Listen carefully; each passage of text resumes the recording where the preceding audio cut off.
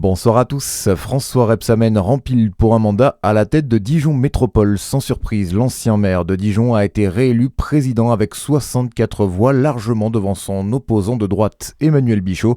Un mois après les municipales, les élections s'enchaînent dans les intercommunalités. Place demain à la communauté d'agglomération de Beaune-Côte-Sud qui va élire son président. Un seul candidat s'est déclaré, le nouveau maire de Beaune, Pierre Bolz. La gendarmerie de Saône-et-Loire appelle les habitants à la vigilance. Les fraudes aux faux conseillers bancaires se multiplient dans le département. Nous ne savons plus quoi faire pour avertir nos concitoyens face à ce phénomène en cours au niveau régional et sans doute au-delà, écrivent les gendarmes sur leur page Facebook.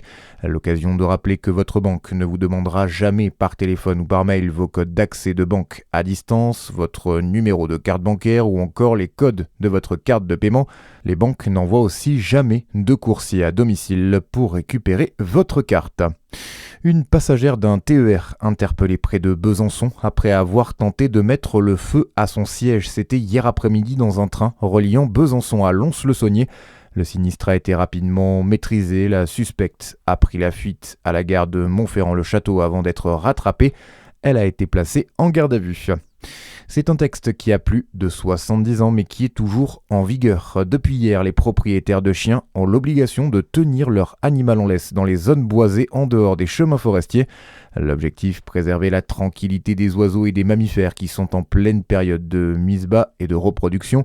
Ces animaux sont alors très vulnérables face aux chiens, comme l'explique Cyril Meunier, chef d'unité à l'OFB du Jura. Le chien, lui, évidemment, est doté d'un odorat beaucoup plus perfectionné que le nôtre, va arriver dans certains cas assez facilement à capter l'odeur de ces jeunes animaux et du coup, évidemment, on est sur des jeunes animaux qui ont quelques jours.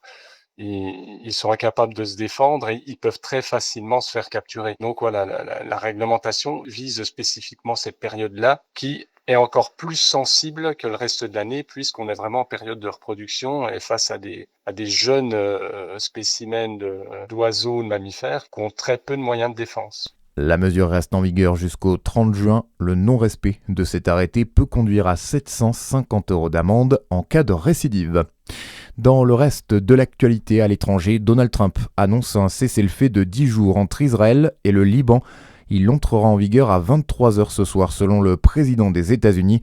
Donald Trump annonce également qu'il va inviter Benjamin Netanyahou et le président libanais Joseph Aoun à la Maison-Blanche pour les premières discussions significatives entre Israël et le Liban depuis 1983.